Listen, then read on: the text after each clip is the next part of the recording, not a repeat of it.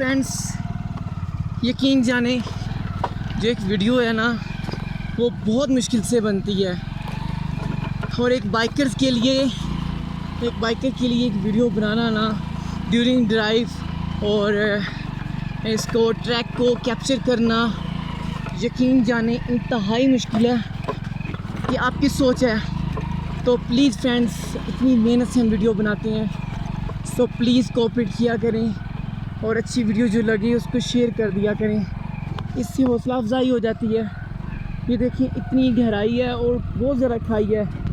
अल्लाह ना करे बंदा यहाँ से स्लिप हो तो सीधा नारायण तगान नहीं उतरे, यकीन करें। यार मैं अब बताता चलूँ कि ये पॉइंट के बारे में। ये दोस्तों, ये पीचनासी के मुकाम के साथ ये एक पॉइंट है। तो इस पॉइंट के बाद भी एक और पॉइंट है जहाँ से हम आ रहे हैं, जो मैंने पिछली सीन में मैंने दिखाया।